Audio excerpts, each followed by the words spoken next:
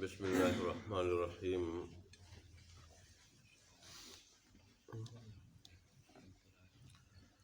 حدیث کا عنوان ہے جب امانت دلوں سے نکل جائے گی۔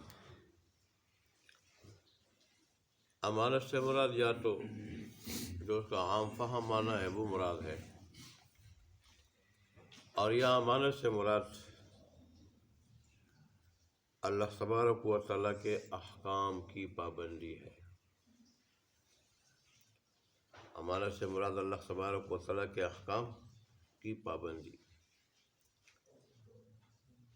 اور شارح نے لکھا ہے کہ اگر یہاں ایمان اور نوری ایمان مراد لیں وہ زیادہ بہتر ہوگا، اس لیے کہ دونوں کا مجموعہ ہے۔ امانت کا تعلق بھی ایمان سے، احکام خداوندی کی پابندی کا تعلق بھی ایمان سے۔ تو حضرت حذیفہ رضی اللہ تعالیٰ عنہ کی روایت ہے، یہ کہہ رہے کہ رسول اللہ صلی اللہ علیہ وسلم نے ہمیں دو حدیثیں بیان کی، دو باتیں بیان کی۔ ایک بات تو میں نے دیکھ لی، کس میں؟ صحابہ کرام میں، رسول اللہ صلی اللہ علیہ وسلم کے زمانے میں، وہ ہے امانت کی موجودگی۔ دوسرے الفاظ میں کامل ایمان اور اس کی نورانیت کی موجودگی، اللہ تبارک و تعالیٰ کے احکام کی پابندی، یہ چیز تو میں نے دیکھی۔ صحابہ کرام سے بڑھ کر کون ایمان والا تھا؟ اللہ کے احکام کی پابندی ان سے بڑھ کر کون کرنے والا تھا؟ اسی وجہ سے تو اللہ تبارک و تعالیٰ نے قرآن میں کہیں فرمایا کہ یہ وہ لوگ ہیں کہ میں نے ایمان ان کے دلوں میں نقش کر دیا۔ اولئک کتب فی قلوبہم الایمان، میں نے ایمان ان کے دلوں میں لکھ دیا ہے، وزینہ، اور مزین کر دیا ہے۔ اب ان کو ایمان کے علاوہ، اللہ تبارک و تعالیٰ کے احکام کی پابندی کے علاوہ کوئی چیز اچھی لگتی نہیں ہے، خوبصورت نظر آتی نہیں ہے۔ جیسے ہمیں خواہشات نفسانی کی پیروی کے سوا کوئی چیز اچھی لگتی نہیں ہے۔ رسم و رواج کی پابندی کے مقابلے میں ہمیں کوئی چیز اچھی لگتی نہیں ہے۔ اللہ کا حکم ذبح ہو جائے، رسول اللہ صلی اللہ علیہ وسلم کی سنت قربان ہو جائے تو ہو جائے، ہم سے اللہ اور اس کا رسول ناراض ہو جائے تو ہو جائے، آب کوثر سے محروم ہو جائے، اللہ ہمیں بچائے، ہمیں اس کی کوئی پرواہ نہیں۔ ہمیں نفسانی خواہشات کی پیروی جو ہے نا وہ خوبصورت نظر آتی ہے، مزین نظر آتی ہے، وہ اچھی لگتی ہے۔ اور صحابہ تھے، انہیں ایمان، اللہ تبارک و تعالیٰ کے احکامات کی پیروی، یہ مزین اور خوبصورت نظر آتی تھی، لہذا کوشش کرتے تھے دنیا ساری ہار سے جائے پر ایمان نہ جائے۔ یہی وجہ تو تھی، کسی ایک کو اگر ایک وقت میں 2 قسم کے کھانے نصیب ہو جاتے، رو رو کے کھانا چھوڑ دیتا، کہ شاید اللہ تبارک و تعالیٰ پہ رو کے اللہ سے کہتا، اللہ شاید تو نے ایمان کا صلہ بدلہ ہمیں دنیا میں دے دیا، ہم ایمان کا صلہ دنیا میں نہیں چاہتے، آخرت میں چاہتے ہیں۔ وہ تو ایسے لوگ ہیں، آج ہمارے سامنے 2-3 قسم کے کھانے پڑے ہوتے ہیں، ایسے ہم نمک حرام ناشکرے ہیں، اور ہم پھر بھی خوش نہیں ہوتے ہیں، اور ان کھانوں میں بھی غلطیاں نکالتے ہیں، غلطیاں۔ معاب رسول اللہ صلی اللہ علیہ وسلم طعاما قط، رسول اللہ صلی اللہ علیہ وسلم نے کسی طعام میں، کھانے میں کبھی عیب نہیں نکالا تھا، یہ اس قسم کا، اس قسم کا ہے۔ بس جیسے گھر والے کہتے ہیں ازواج مطہرات کہ ہم کھانا پیش کرتی تو رسول اللہ صلی اللہ علیہ وسلم کو اگر پسند ہوتا کھا لیتے، نہیں تو ہاتھ روک لیتے، بس کھانے کے بارے میں کچھ نہیں کہتا، اس میں یہ ہے وہ ہے وہ ہے۔ ہم کتنے نخرے کرتے ہیں کھانے کے وقت، ہے اللہ۔ اور بیوی بیچاری اگر ہر وقت اچھے کھانے بنائے، ایک وقت اگر کچھ اچھا نہ ہو، سب پہ پانی پھیر دیتے ہیں۔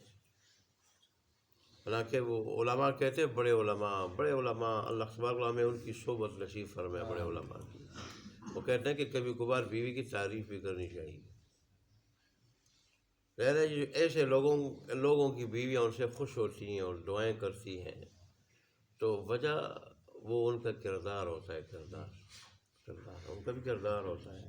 جو بڑے علماء ایسے بھی بزرگان دین گزرے ہیں اور اب بھی ایسے بڑے موجود ہیں، وہ کہتے ہیں بیوی کو اتنا نہیں کہتے کہ ہمیں گلاس میں پانی دے، یا یہ کرو وہ کرو، یہ کرو وہ کرو. تب تو پوری دنیا میں مشہور ہے، نیکی میں بھی، علم میں، عمل میں. ویسے کوئی مشہور نہیں ہوتا، جیسے حدیث میں ہے کہ کوئی آدمی جیسا بھی ہو، برا ہو اچھا ہو، چٹان کے اندر برائی اچھائی کرے، اللہ مشہور کر دے گا دنیا والوں پہ. ویسا نہیں ہے. آج تو ہمیں دیکھ کے لوگ متنفر ہوتے ہیں. اللہ ہمارے حال پہ رحم فرمائے، اللہ ہمیں نیک بنا دے. یہ جو ہم کہتے ہیں ہمیں ان کا مکمل مصداق بنا دے، تب جا کے فائدہ ہوگا. تو یہ کہتے ہیں کہ ایک بات جو ہے نا وہ تو میں نے دیکھ لی، رسول نے 2 باتیں بتائی امانت کی موجودگی میں. کہ رسول اللہ صلی اللہ علیہ وسلم نے فرمایا کہ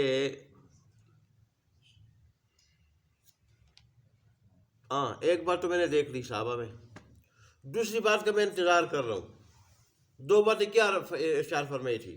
رسول اللہ صلی اللہ علیہ وسلم نے فرمایا کہ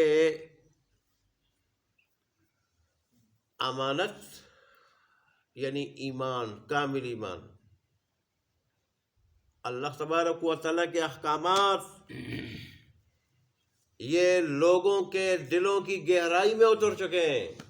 اور وہ کون تھے؟ صحابہ تھے. ان کے دلوں کی گہرائی میں اللہ کے احکامات، کامل ایمان اتر چکا تھا. وہ کوئی نکال نہیں سکتا تھا. جان جاتی تو چلی جاتی. جان دیکھیں سب سے پیاری چیز جان ہے. جان کے لیے آدمی پھر مال بھی اور گھر بھی سب کچھ قربان کر دے، لیکن جان لینا مشکل ہوتا ہے. وہ جان بھی دے دیتے تھے. لیکن امانت یعنی کامل ایمان، اللہ تبارک و تعالیٰ کے احکامات کی پابندی، یہ ان کے دلوں سے کوئی نہیں نکال سکتا تھا. اللہ اکبر.